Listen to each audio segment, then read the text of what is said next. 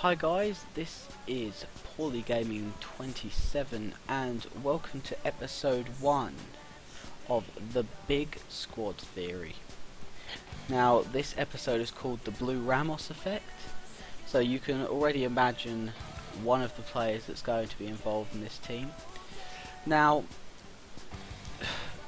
this team didn't have much hybrid in it, so to speak, but it played incredibly well. Now I'm going to go through the players, put them in here, give you a short explanation to why I've put them in, and then show you some highlights of each player during the matches that I played. I played 7 matches with this team, managed to win the Gold Cup once, and I'll give you some of their in-game stats and a little bit more of an in-depth analysis on them. So for the goalkeeper, we used Diego Alves, a incredibly good goalkeeper. Now he's not as fast as some goalkeepers, so coming out is maybe not his forte really, but with diving of 91 and reflex of 90 and the fact that you can pick this guy up for about 2,000 coins, that's such a bargain for a player of his standard. And trust me, if you're making a Brazilian team, it's really between him and Julio Cesar you need to be looking for. Some people like Helton, but for a Brazilian team, and in all honesty, some people would say that he's second to Casillas in La Liga teams, but a lot of the times I will pick him over Casillas. I could have used Casillas in this team, but I chose Diego Alves instead. We've then got our first centre-back, which is the Team of the Year Sergio Ramos. Now as you'll see, those stats are incredibly ridiculous. I mean, I know he's 93 rated overall, so you need to expect stupidity when it comes to his stats. But 84 pace on a centre-back. I know there's Win in the game who's got 93, I think. He's the Silver American.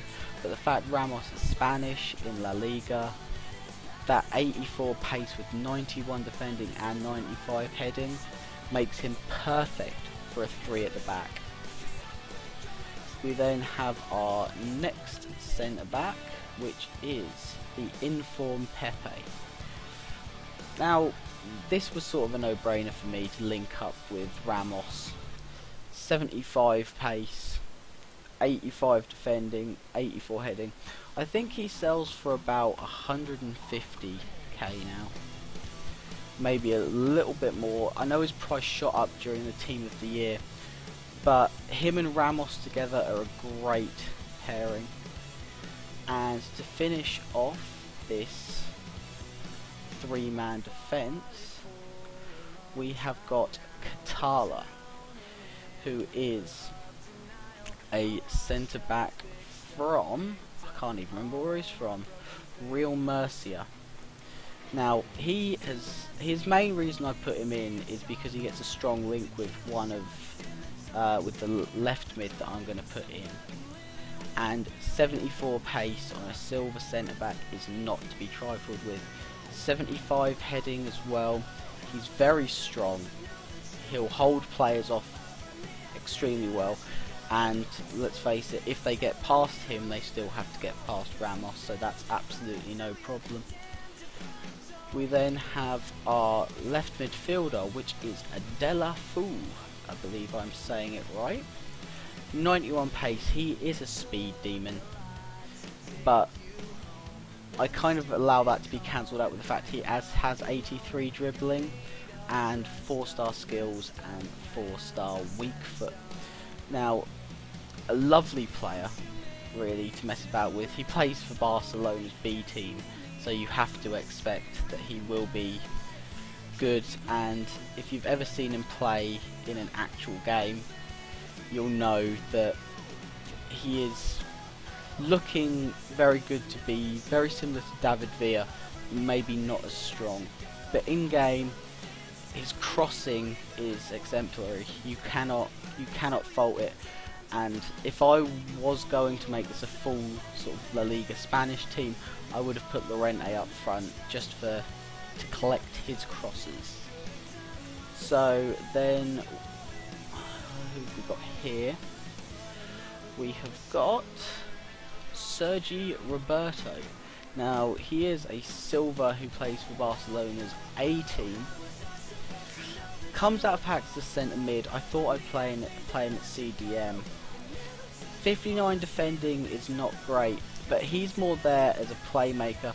I tend to pick fast centre backs mainly because it gives me a little bit more versatility with my centre defensive mids to allow them to be more playmakers. You know, I wanted to get a silver Barcelona A team player in this.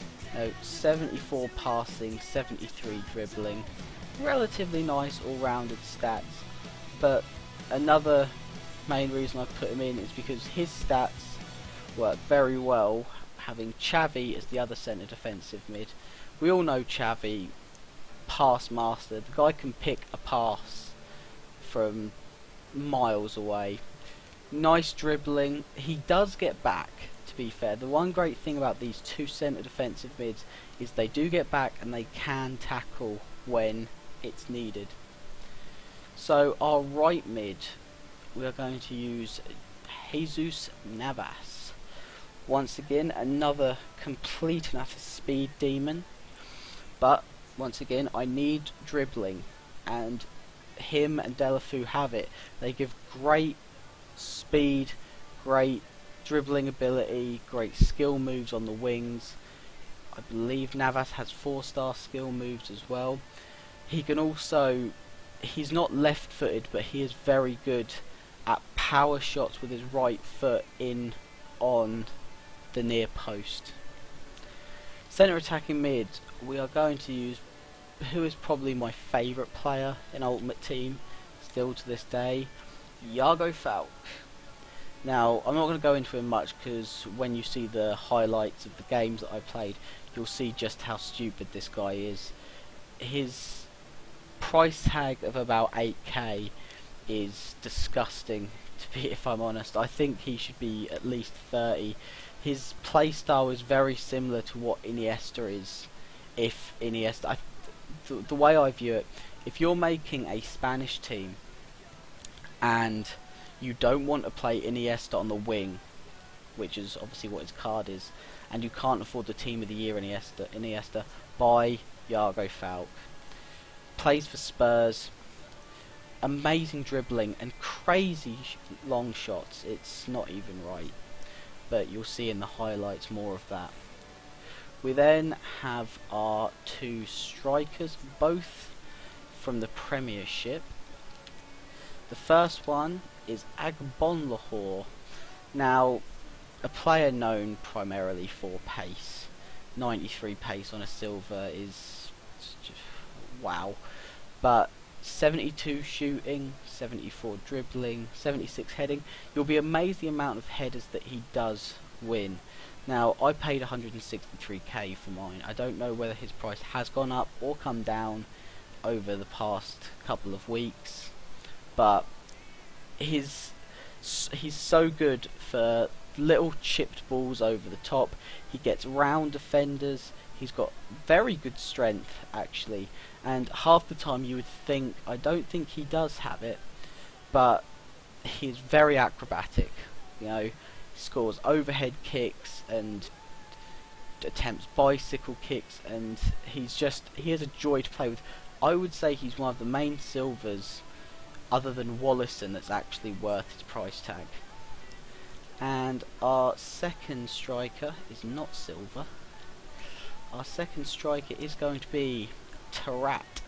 Now, the main reason I put him in here is because I wanted to have a 5-star skiller, and that 5-star weak foot comes awfully in handy. Now, 82 pace is not that great, but the fact you have him next to Agbonlahor lets you play off that a little bit more. The whole point of Tarat is to pick up the ball, maybe take a player or two on, and cross it in. I mean, chip it over to Agbon Lahore, who should get on the end of it.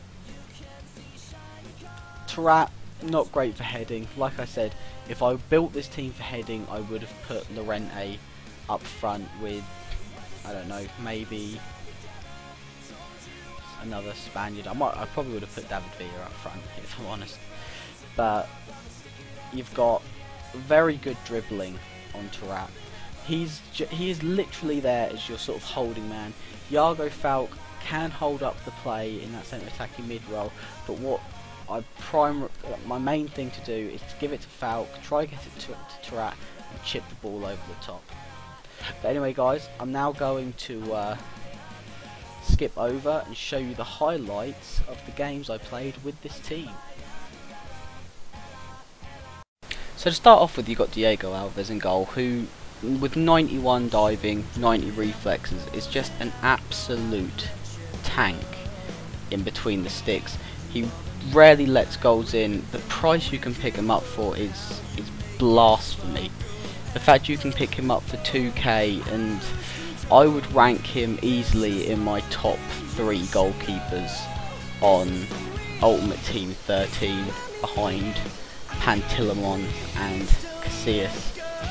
And then obviously you've got Ramos, the team of the year, who is absolutely rabid. His interceptions are second to none, and he's one of the players that really stood out in this team, next to Sergi Roberto da Silva from Barcelona, who was, although he didn't have very high defending, was absolutely crazy. His tackling and defensive capabilities were so much more than I expected, really, and the back line for this team was so impressive.